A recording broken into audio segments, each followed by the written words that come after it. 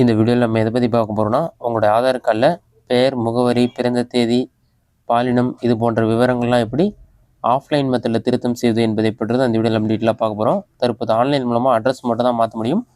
ஆனால் ஆஃப்லைனில் நீங்கள் டைரெக்டாக போய்ட்டு எல்லா டீட்டெயில்ஸுமே கரெக்ஷன் பண்ணிக்க முடியும். இ-சேவை மையம் அல்லது தாலுக்கா ஆஃபீஸ் போய்ட்டு ஆதார் கார்டில் கரெக்ஷன் பண்ண சொல்லி அதற்கான ஃபார்ம் கொடுப்பாங்க.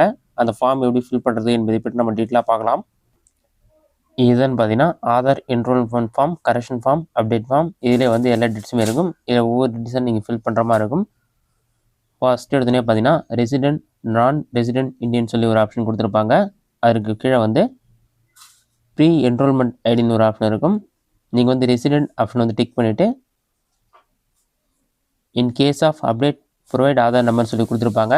அதற்கு அடுத்த செகண்டாக இருக்க ஆப்ஷனில் ஒவ்வொரு பாக்ஸ்லையும் ஒவ்வொரு நம்பர் ஆதார் கார்டு நம்பர் கரெக்டாக என்டர் பண்ணிங்க.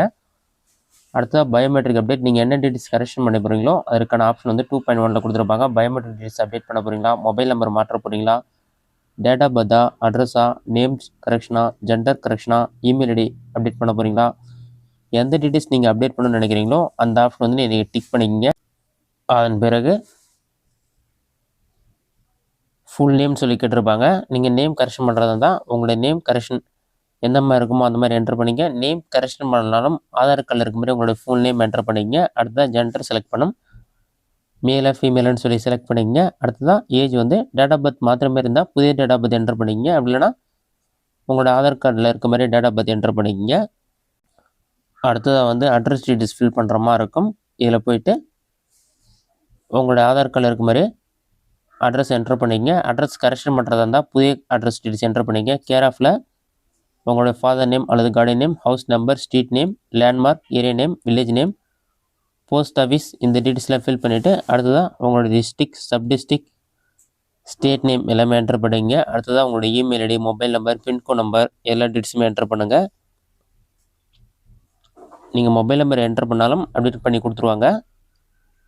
அடுத்ததாக டீட்டெயில்ஸ் ஆப் சொல்லிவிட்டு 5 வயதுக்கு உட்பட்ட குழந்தைகளுக்கு நீங்கள் திருத்தம் செய்கிறீங்க அல்லது டீட்டெயில்ஸ் அப்டேட் பண்ணுறீங்கன்னா ஃபாதர், மதர், கார்டன் அல்லது ஹஸ்பண்ட், ஒய்ஃப் இவங்களுடைய ஆதார் கார்டு தேவைப்படும். அவங்களுடைய ஆதார் கார்டு நம்பர் என்டர் பண்ணிவிட்டு அவங்களுடைய நேமும் நீங்கள் என்டர் பண்ணுற மாதிரி இருக்கும்.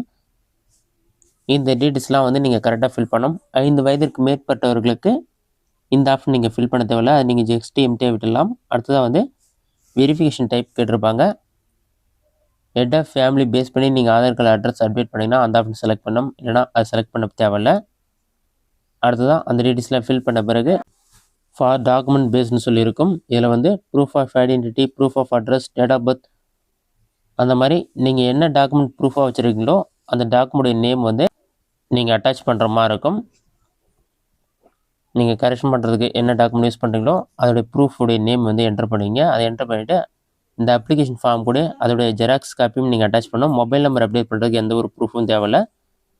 அட்ரஸ் ப்ரூஃப், டேட் ஆஃப் பர்த்லாம் மாற்றுவதற்கு அதற்கான ப்ரூஃப் தேவைப்படும். அது என்னென்னு சொல்லிவிட்டு அதற்கான லிஸ்ட்டும் இருக்குது, அதை நீங்கள் செக் பண்ணி பார்த்துங்க.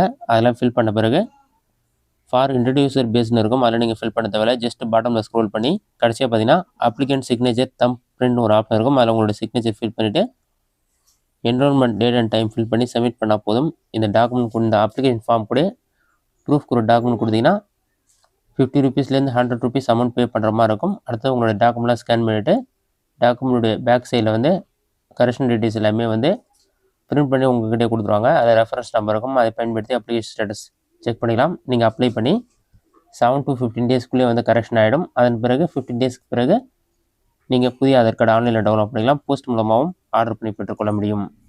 இந்த வீடியோ உங்களுக்கு யூஸ்ஃபுல்லாக பண்ணிக்கிறேன். இந்த வீடியோ பிடிச்சிருந்தா லைக் பண்ணுங்கள். இந்த வீடியோவில் வேறு சின்ன டவுட் கமெண்ட் பாக்ஸில் கமெண்ட் பண்ணுங்கள்.